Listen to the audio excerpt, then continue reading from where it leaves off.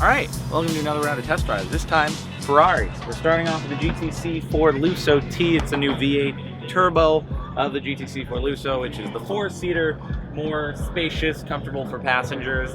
And I have not driven this nor the FF, so this will be my first time behind the wheel of a 4-seater Ferrari, actually. And then after this one, we're gonna move on over to the Portofino. It's the follow-up to the California. It is again a 4-seater, a little bit more compact in the back though. Drop top, hardtop convertible. I do think it's an improvement in design over the California, just as this I think is an improvement in design over the FF. Looks very nice actually. I've seen a few of these driving around LA. Portofino is not out yet though, so I haven't seen any of those in the wild. I don't know if this is actually out yet because this is normally it has a V12 engine in the GTC4Lusso non-T. This might not be out either. Anyway, let's go give it a drive. Check it out. Are you on YouTube? Yes. He wants to be in the video. Do you? Say hello. Say I'm Taylor. Future What's YouTube your... star. Oh, Jordan Maron is this channel. Jordan Maron. Oh, he's doing it now. Okay. You have enough room back there? Yeah. Hey, get some leg shots in there, dude. I mean, here, I'm pretty far back too. Oh, okay. That's a little better. I mean, it's not too bad. The seats are nice and like buckety and comfortable. They are comfortable seats. Look at this roof though, dude. I mean, this is just That's open. Yeah, it's very open. Very nice.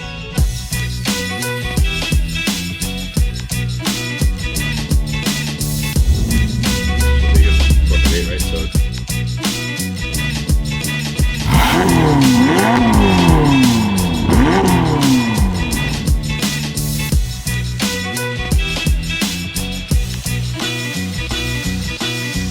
Are we warmed up and okay to give it some revs? We'll warm up a bit. Okay. Cool.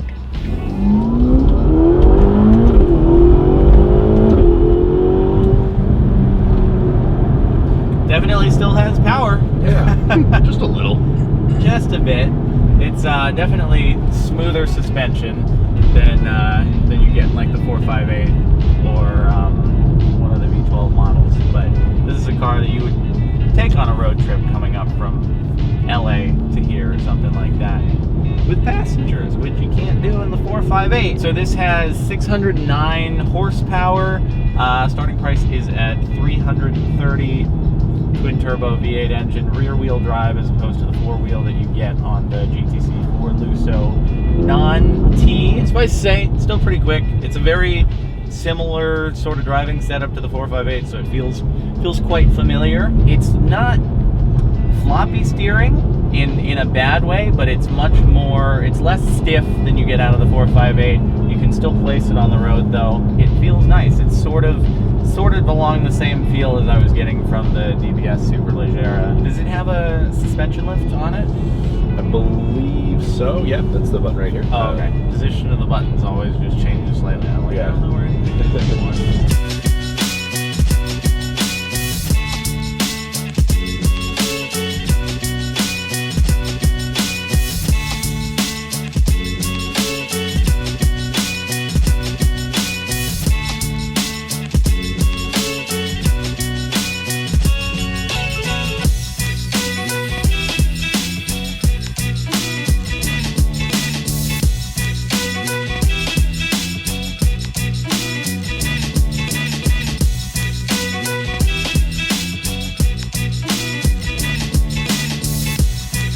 Turn around basically this driveway.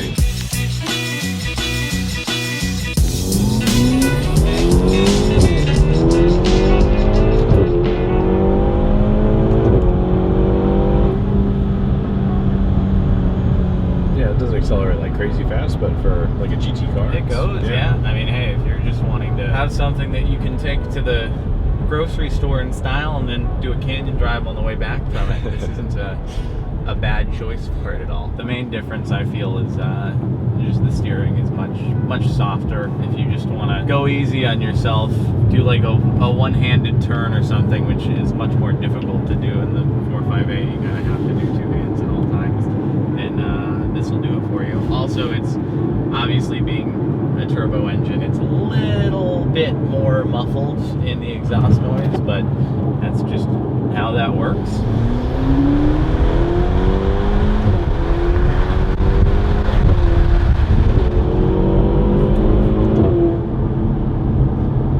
Sorry, camera shake back there. I was just thinking maybe I should have invested in like a neck brace or something. I mean, that's why we have the shoulder mount, but it's probably not the best environment to be using it in. Maybe the camera shake adds to the effect, makes it It's feel okay. like you're really going. Alex can stabilize and rotoscope. Poor Alex, the poor editor. More work. Wait, what are you gonna rotoscope? I'm making it a meme now. Yeah, just everything rotoscope is a out the windshield and make it like we're driving in space or something. All right, so that wraps it up for the GTC4Lusso T. It is a more comfortable, compliant, something you'd want to take for long distances. I think it's pretty.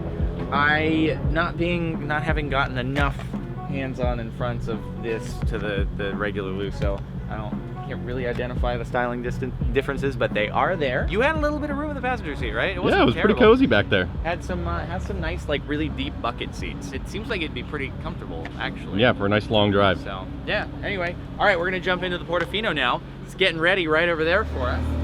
And we'll see how that goes. Definitely more of the sports car kind of feel, I think. So this is the Portofino, followed to California. It's got 590 horsepower now. It's again twin turbo, hence the following up to the California T. Should be quicker, should be fun, more sporty. You got some rear leg room back there, dude. Oh yeah. You're gonna fit real good. It's gonna be fun. Big man, a little coat. Also, it's gonna be interesting with the top down how your headroom is in there. So it's gonna be a test. But then we'll drop the top, and it'll be more B-roll. We just have to have the roof up for audio in the beginning for me to talk things through. But after that, you'll get some nice 93 million miles of headroom. It'll be great. So why don't we jump on in and go for a ride. Nick has been filming in third person most of this trip, but I just want to give a little shout out to him for what he has been going through here. I'm buckled in. This is what you're doing for the job. Sacrifices have been made. How's the headroom? You know, it fits. And that's the most If it important fits, part. I sit. It fits.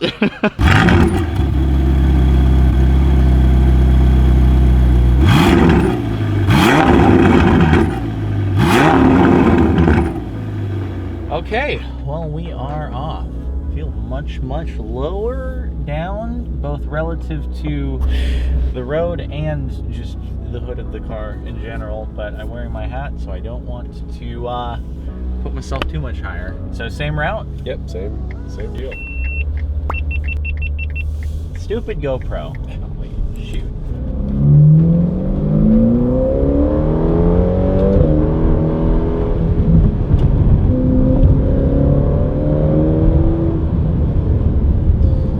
Definitely sharper responses from all the inputs in this one. Oh, nice, dude. Nice positioning right there. Yeah, I'm hugging this.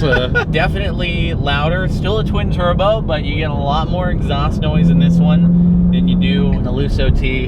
And the steering, actually, though, is still much lighter than the 458. Would this be considered like one or two generations beyond the 458? They're different lines, but it's kind of like, I don't know how all the models are tracked. I'm not sure on the steering with how far down it is. Yeah. Like I said, I know the diff is the third generation, and I would guess the 458 has the second generation of that Okay. diff. So Yeah, so the steering is it's light, but you still get good feel on it. It's actually a lot louder exhaust than I thought it would be. So that's real nice, because that's what you want out of a car like this. And once we bring the top down, which don't think this microphone is going to work very well for that, but oh well. we'll go B-roll footage. That'll be B-roll, you just won't be able to hear the exhaust note. Part of the reason why you drop the top. Anyway, let's give ourselves a little bit of room here. See if we can get some revs. Here we go, folks. Let's get that exhaust noise. Are you ready, Nick? Ready.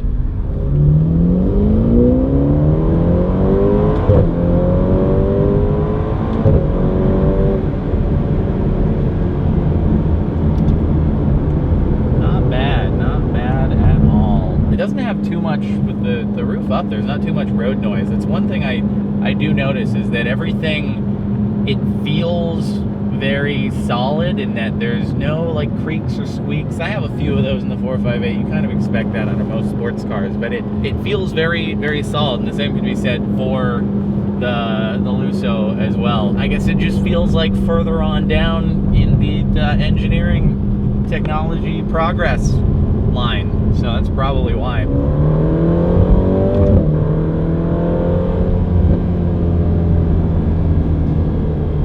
Honestly, I feel like the brakes in this might even be more on point than in the 458. But even though this is more like the baby of the Ferrari line, those extra, how many years of progress is it now? Because like the 458 was 2009 unveiling, so this is now 2000. So almost 10 years.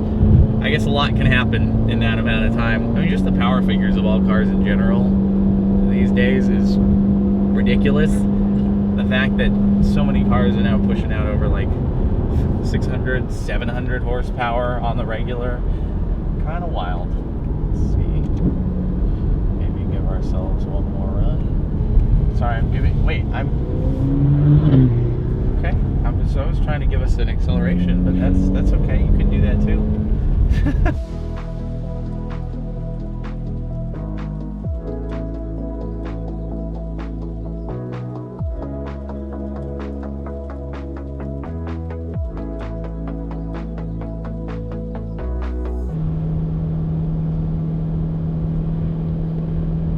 I don't think I've ever been more worried about a leg cramp. We gotta turn around. Okay. Let's see how the brakes are. Oh, there goes the battery. Were you just holding that in your hand? It was in my hat and my lap. Should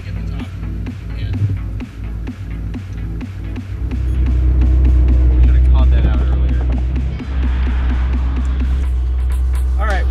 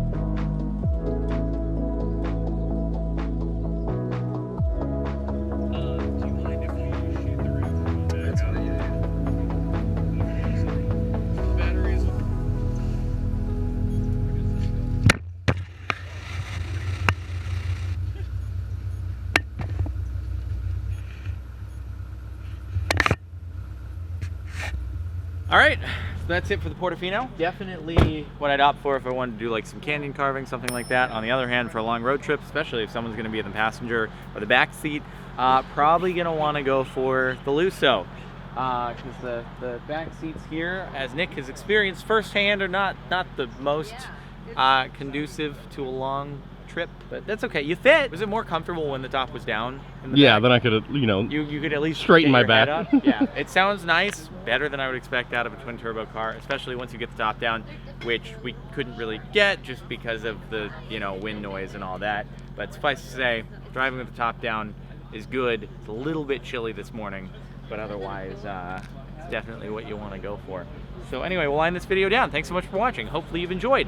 And probably stay tuned for even more car content from Pebble Beach, Monterey, because it's just, there's lots of stuff. It never stops. So anyway, thanks for watching, and we'll see you next time.